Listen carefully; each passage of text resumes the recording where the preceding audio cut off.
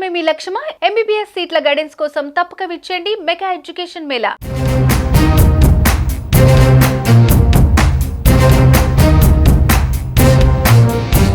ఆ భవనంలో ఖరీదైన మార్బుల్స్, టైల్స్తో నిర్మించిన గదులు, విలాసవంతమైన నడకదారులు, ఖరీదైన షాన్లియర్లు, 400 మంది ఒకేసారి సమావేశమయ్యేలా మీటింగ్ రూమ్స్, భవనాల లోపల నుంచి ఎటు చూసినా సముద్రం కనిపించేలా నిర్మాణాలు.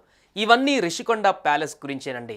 గత వైసీపీ ప్రభుత్వం రిషికొండపై రిసార్ట్ను ఓ ప్యాలెస్గా మార్చేసింది.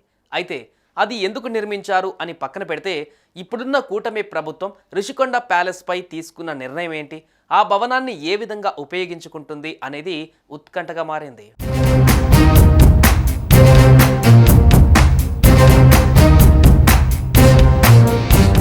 ఆంధ్రప్రదేశ్లో ప్రసిద్ధి చెందిన పర్యాటక ప్రదేశాలు ఎన్నో దాగి ఉన్నాయి. అందులో ఒకటి విశాఖపట్నం. ఈ మహానగరం ఏపీలోనే అత్యంత వేగంగా అభివృద్ధి చెందుతున్న నగరాలలో ఒకటిగా మారింది. ఇక్కడే రిషికొండ కూడా పర్యాటకంగా పేరు పొందింది. అదేవిధంగా రిషికొండలో ఉన్న ప్యాలెస్ పైన రాజకీయ విమర్శలు వచ్చాయి. 3 రాజధానుల పేరిట విశాఖలో మకాం మార్చేందుకు మాజీ సీఎం వైఎస్ జగన్ రిషికొండపై ఓ భవనం నిర్మించారు. ఇది ముఖ్యమంత్రి పరిపాలనా కార్యాలయంగా ఆనాడు ప్రచారం జరిగింది. అయితే అనూహ్యంగా జగన్ అధికారం కోల్పోవడంతో ఆ భవనాన్ని టీడీపీతో పాటు కూటమి నేతలు పరిశీలించారు. దీంతో వైసీపీపై విమర్శలు ఎక్కుపెట్టారు. గత వైసీపీ ప్రభుత్వం ఈ ప్యాలెస్ను రాజ్మహల్గా తయారు చేసిందని, అది కూడా మాజీ సీఎం జగన్ కోసమేనని కూటమి నేతలు ఆరోపణలు గుప్పించారు.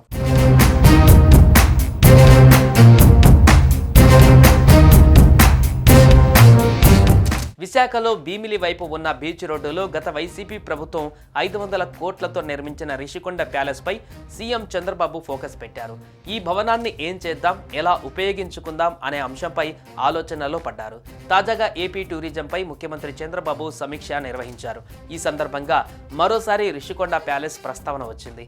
ఈ భవనాన్ని రిసార్ట్గా వాడుకుందామా అంటే అది నివాస భవనం మాదిరిగా నిర్మించడంతో ఏం చేయాలనే అంశంపైన సీఎం చంద్రబాబు ఓ కీలక నిర్ణయం తీసుకున్నారు. రిషికొండ మీద నిర్మించిన భవనాలపైన అధ్యయనం చేయాలని నిర్మించారు. ఈ బాధ్యతలను పర్యాటక శాఖ మంత్రి కందుల దుర్గేష్కు అప్పగించారు. దుర్గేష్ ఆధ్వర్యంలో ఆ శాఖ ముఖ్య కార్యదర్శి, కమిషనర్ తదితర అధికారులు ఈ నెలాఖరులో విశాఖ వెళ్లి రిషికొండపై నిర్మాణాలను పరిశీలించనున్నారు.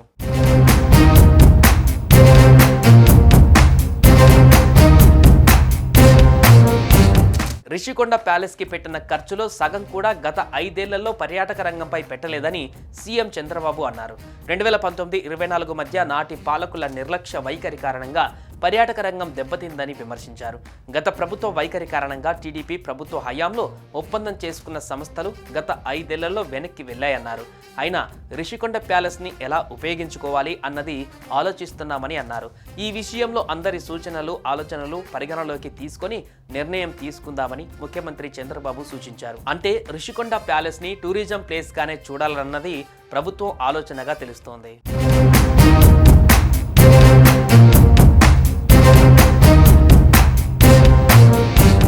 మొత్తంగా రిషికొండ ప్యాలెస్పై కూటమి ప్రభుత్వం ఫోకస్ పెట్టడంతో దాన్ని ఏ విధంగా ఉపయోగించుకుంటారనేది ఆసక్తికరంగా మారింది.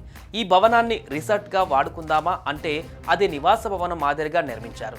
సదస్సులు, సమావేశాలకు వినియోగిద్దామా అంటే అందులో 1-2 కాన్ఫరెన్స్ హాల్స్ ఉన్నాయి. కానీ మిగిలినవి విడిది కోసం ఏర్పాటు చేసినట్లుగానే డిజైన్ చేశారు.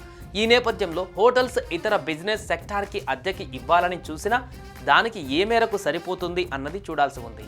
ఈ క్రమంలోనే మంత్రి కందుల దుర్గేష్ ఆధ్వర్యంలో ఆయన బృందం రిషికొండపై నిర్మాణాలను పరిశీలించిన తర్వాత ఏం చేయాలనే దానిపైన ఓ కొలిక్కి రానున్నారు.